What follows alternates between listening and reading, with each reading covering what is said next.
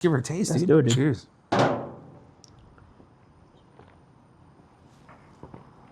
Ooh. Oh, money. From the get-go. Money. From Money. the get-go.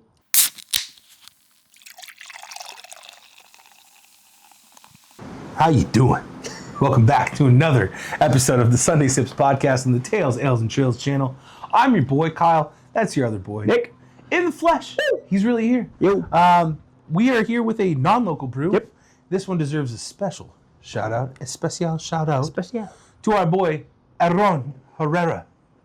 Our buddy was driving back from Spokane. He was doing school up in Spokane, Washington, going through Bend, Oregon, and coming to visit us down here. And he hit us up, and he was like, "What of the multitude of breweries down there, would you want me to pick up some brew from?" He was kind enough to offer to grab some beers for us. Yeah. I also think he was a little bit thirsty, maybe even starving. Some would say. Brother was starving. Brother was starving. Yeah. But got some beers for us, and we're happy to check this one out. Yeah. So I had mentioned to him, I had looked up some of the breweries down there. Good Life popped out to me. I don't believe it was one that we visited. No, when we've been when up we there. went up there. No, Which I was trying to not Right. get one. Right. Like 10 Barrel I've been to, and I Good Life I couldn't remember. Sure. But I don't think I don't think we did. Yeah. And as you guys know, the weather permits it. We're here in the dead of winter. Yep. It's stout season, baby. It is stout season. It's 100%. Stout season, baby. Yo. So we got Good Life Brewing's Past Stout. That is chilly. That's a harsh wind. Yeah, it's a little windy out here. But yeah, Past Stout, the artwork is super awesome. Yeah. It's got the mountains in the back. Yep. It's got the Bend, Oregon crest up here. It's pretty Yeah. cool. This boy is a 7%. Ooh. So it's pretty hefty. Yep. I did drink some of these. So Nick and I are going to be splitting one. Yep. A little bit about Good Life Please. first. So at Good Life Brewing, each brew is crafted with the finest quality ingredients money can buy. Northwest and select imported hops, quality malts, and highly prized pristine Central Oregon water. Our trademark is brewing without an outstanding, well-balanced beer that is not overly bitter, sweet, or heavy. Our namesake is a tribute to the incredibly good life we get to live in Bend, Oregon, our hometown. I like that. That's cool. Whether on foot, on a bike, on skis, in a kayak, or on a cliff, over a mountain, or under a full moon, we hope our beer for the good of life. So raise one and cheers to the good life. Nice. I love like that. that. I like that a lot. That resonates pretty significantly with us. Yeah, we love to be outdoors. We love to be adventuring, and this kind of feels like it was born in that motto. 100%. Yeah. So that's about the brewery itself. So specifically this Past Stout, it's American style stout. At Good Life Brewing, we add Northwest twists in all of our creations and feel this beer is a perfect example.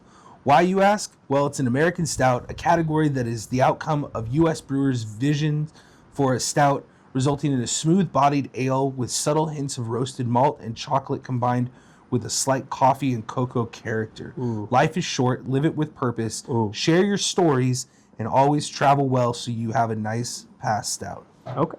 I like love that. That's cool. I like that a lot. Should we crack it? We'll crack it, dude. 3, 2, 1. Wow. Yes, sir. Ooh, she bubbling. We got some mini taster glasses for this one since we're just splitting the one. Yeah. Feels appropriate. She's gonna set a little bit, almost like a Guinness. Ooh, yeah. Oh. Tis all right. We've overflown. That's such a cool look to it. It's so awesome. It's got that chocolatey look of a stout. Very dark, roasty. I already have a feeling that I'm going to like this beer just Really? because it's already bringing back nostalgia from Bend. Yeah. A place that I've gotten to visit 3 different times. You've been 2 different times. Yeah. It's really a wonderful place to be. It's a little out of the price range as far as getting to actually live there. Yeah, it's a But little rough. But getting to visit and check out the breweries, check out the outdoor scene, like it's a really, really cool place to be. I mean, we if you might be happen- going back again this year. There's Yeah. already been talks of that. So. Bend is a great place to visit if you're blessed and have the type of financial ability to live there. It's a high price to live there because of what it offers, Right. and it makes sense. Right. There's skiing, there's mountain snowboarding, biking, there's hiking, what's there's the all mountain? kinds of What's things. the mountain up there? Bachelor. Mount Bachelor. Fuck, how did I forget that? And then there's kayaking. There's all sorts of stuff to do up there. An incredible amount of things to do. And we think we have it good in Chico here with craft breweries. Ben, you could live anywhere in that city and throw a stone to a craft brewery or distillery. One of the largest per capita breweries in the entire country. I think Asheville is higher up there. There might be another one that I'm forgetting. Some would say too much, and we say why Not not? enough. So, yeah, dude. But Let's give her a taste, let's dude. do it, dude. Cheers.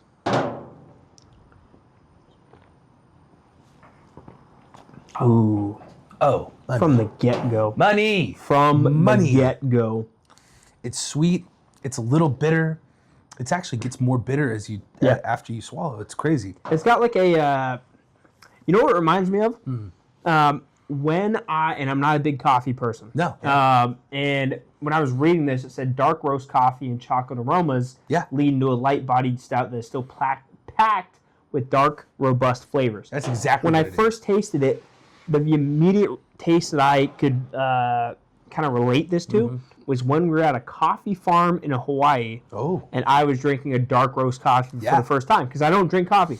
And it immediately brought me to that of sitting on this beautiful overlook with this French press, maybe not French pressed, whatever it's called. French press coffee? Yeah. Okay. Yeah. French pressed dark roast coffee. Beautiful view of the ocean. We're on the big island of Hawaii. That's heaven. And we're sitting there, and I'm like, all right, if I had this kind of view, I could get into coffee. Yeah. It's And great. that is the immediate first reaction You I just had. explained my heaven right there. That's great. I love what it says. I get a good tickle when the can describes the flavor of the coffee to a T. Yeah. Or of coffee, of the beer. Of the beer. Of the beer. Sure. It's full of flavor, but at the same time when you're drinking it, it's still light. Even at a 7%. That's crazy. Yeah. It says bitterness in mouthfeel or light to medium intensity, which I feel like that nail on the head. Yeah. Light to medium. And allow all of the flavors you would expect from an American stout to shine. Yes. Yeah.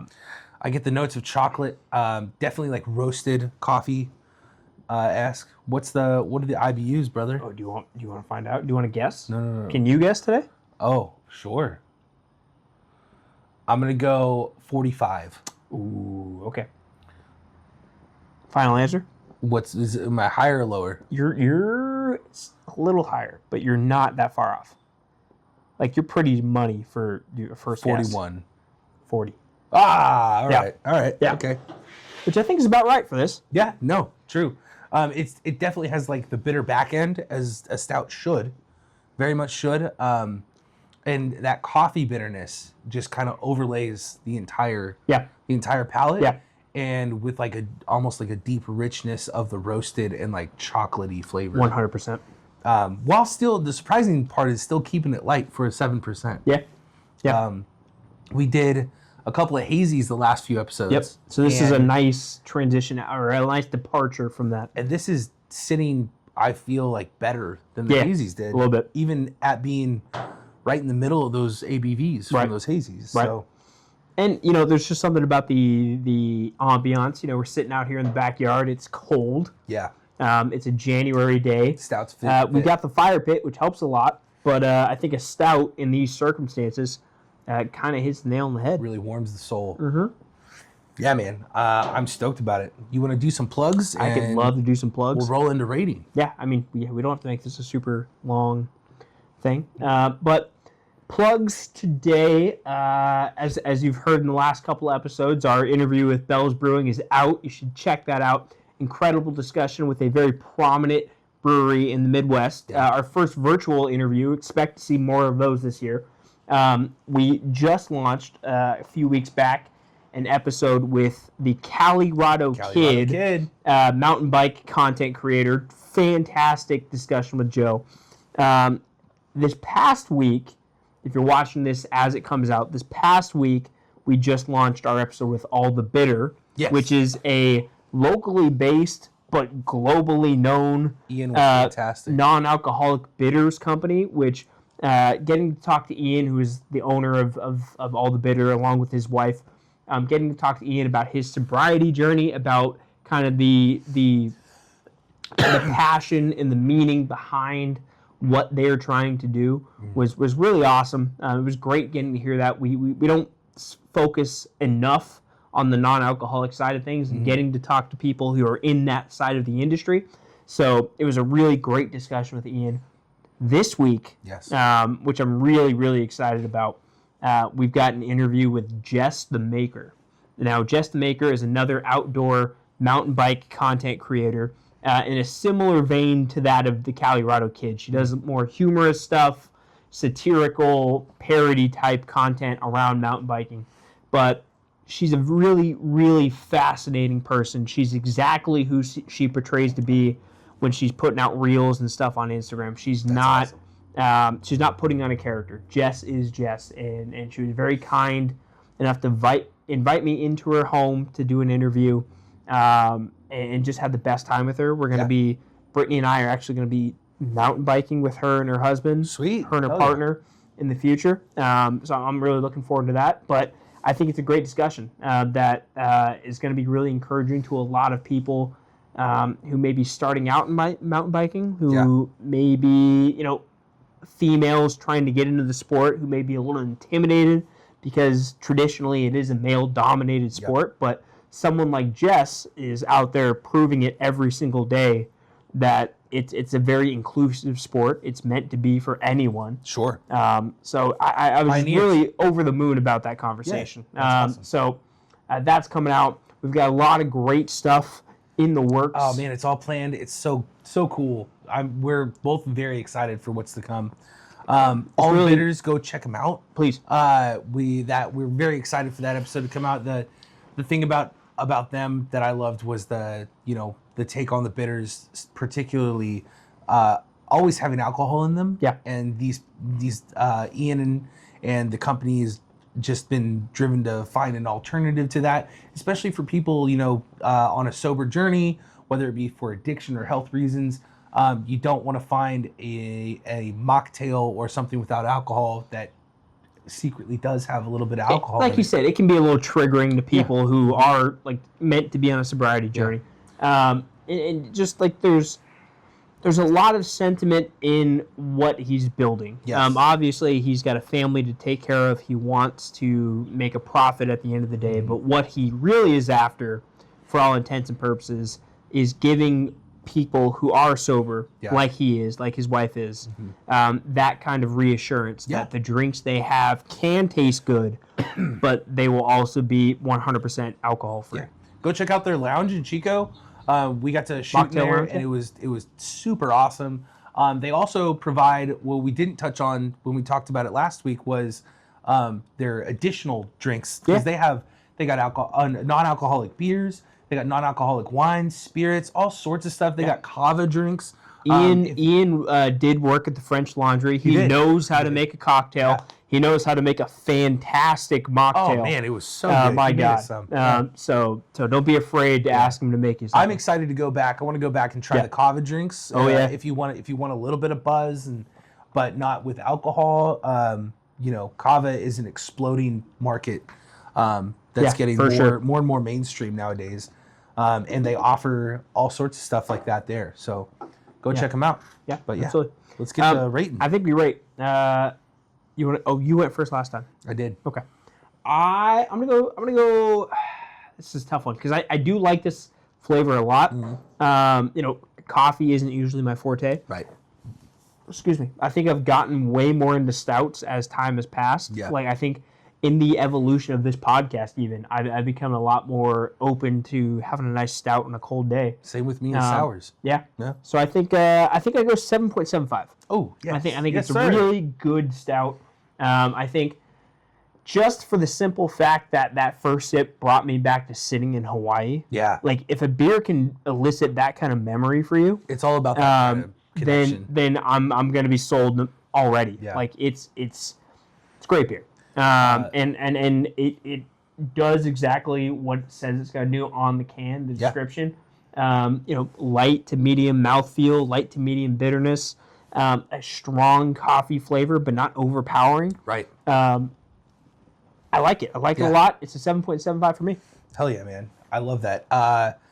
To touch on what Nick said, when you're consuming food, beverage, any sort of thing like that, it's all about, I think about the movie Ratatouille. Yep. Disney. Yep.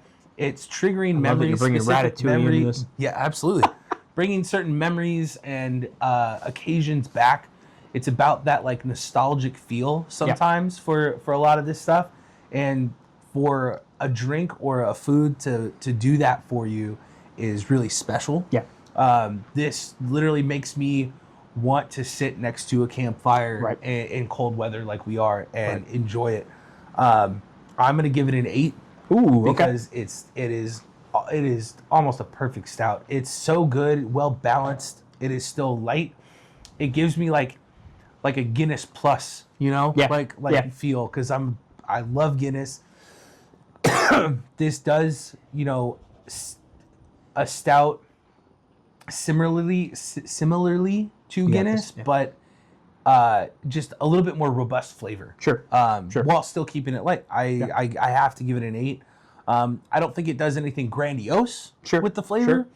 It doesn't like absolutely blow my mind. It just makes me feel really comfortable. Yeah, 100%. So therefore, I vote 8. Yeah, I like that.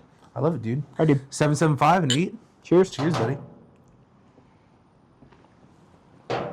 Yeah, good beer. Great beer. Good beer. Don't forget. Good beer to end January with. 100%. Yeah. Don't forget, hit that bell. Get notified to any videos we put out, any content we put out. We're on YouTube. We're on Insta. We're on X. We are on TikTok. I got them all. Yeah, you got it. Yeah. Got them all. I had to think about it for a second. You got it. Comment down below. Tell us what you think about Good Life Brewing. Any beers that we should do from Good Life. Or any new breweries in Bend that we should check out. Yes. There's a ton of them. So really just scratching the surface on what Bend has to offer in terms of beer. There might be a little Bend trip coming up. Maybe. Who knows? It could have been. Yeah, dude. And then also comment down below what other beers you would like to see us try. Yeah. Don't forget, you crack one for us and we'll crack one for you. Cheers. Take care.